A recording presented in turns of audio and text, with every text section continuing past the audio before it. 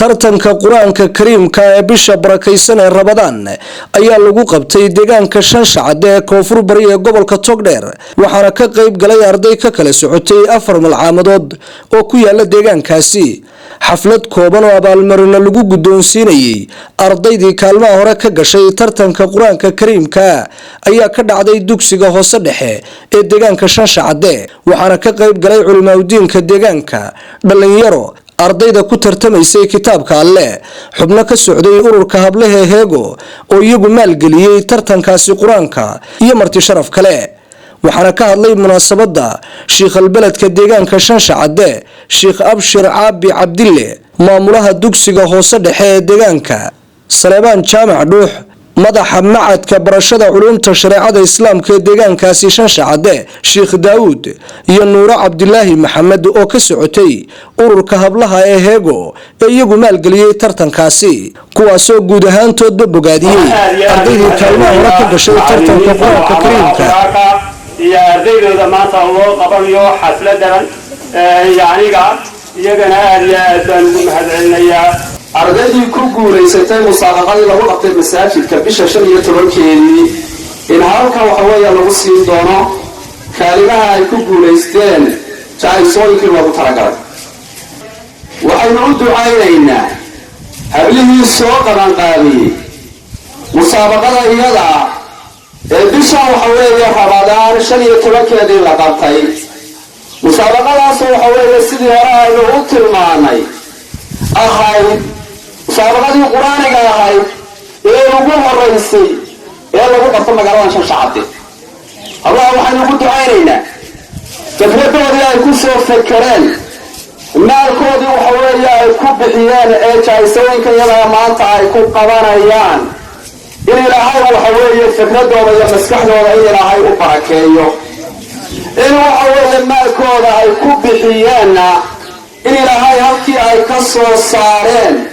in Ilaahay khayr iyo wanaag u dabamariyo oo ugu bedelo waa amal wanaagsan amalka wanaagsan ay qabteena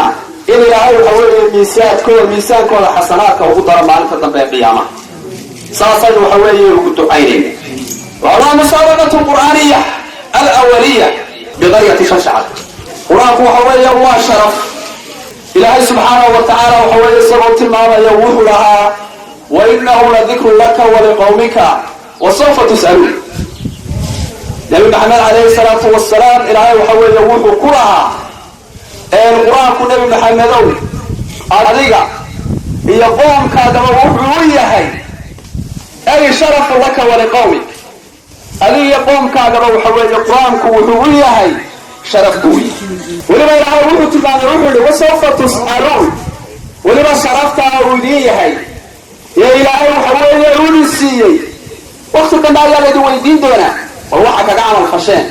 وروح إذا كعمل إلهي سبحانه وتعالى أيام هذا ودنوصرناتي مدود هانات يمدار هانات با نوكل مية مدشان قروح بدن aynu ku dhiganaynay xafladan qiimaha badan ee aynu ardaydeena ku dhiirigelinaynay musaabaqada quraanka ee bisha Ramadaan ee barakaysan runtii qof kasta waxa uu leeyahay himilooyin iyo hadafyo u gaar ah noloshuna sideedaba waa halgan oo waxaynu ognahay guryaheena dhabta inay yihiin guryaha dhabta inuu haleelina ama aynu aadaynaa aakhiro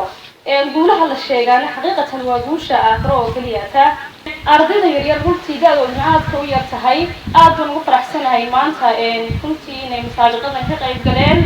wada joogna qaar guuleystay quraan dhamaantood bay guuleysteen mar haddii aad quraankii aad qalbigaaga ku shubatay oo aad tartan madal soo taagtay haddii lagu dhaho hebel baa kaalin galay adigu kaalin maad gelin xaqiiqatan kaalintu waxay ku tahay qalbigaaga quraankaas ee wanaagsan ee kugu jira runtii waxaan u mahadcelinayaa hooyooyinka ku tabcay iyo waalidiinta iyo aabayaasha dhamaantoodba iyo mashaayikha iyaguna runtii soo saaray ee qalbigooda lagu sugay quraanka Ilaahay ka soo subhanahu wa ta'ala maadaama aanu buug iyo qalin iyo kitaab sidan sidabay suuragal u tahay ilmahaaga niyada u gelisan wax soo dhiganayo qalin iyo kitaab gulistee Shanshaad ma badan ba ku sugantii idinka oo aan tuulooyinka kale magaalada ku xigaan lahayn waxa weeye nimadaas dad badan haddii markaa isku duuban oo waxa weeye meel wada jeeda oo waxa weeye markaa isku fikrada oo sidii markaa ay hore mar lahaayeen magaalada iyo waxyaabaha markaa ku tacalluqa yani waxa weeye qof waliba adduunyada ku fikerayo ayaa waxay markaati idinku inay ka faa'iidaysataan waa inaan iska dayihin oo aniga waxay cidda markaas wadana ilaalisaan oo hagaajisaan oo si fiican wax ula qabataan ayaa waxay markaa loo baahan yahay waa markii ugu horeysay ee tartanka quraanka kariimka lagu qabto deegaanka Shanshacaade ee gobolka Togdheer kaasoo ay maalgeliyeen dhalinyaro iskood isu xilqaamay oo ka soo jeeda deegaankaasi.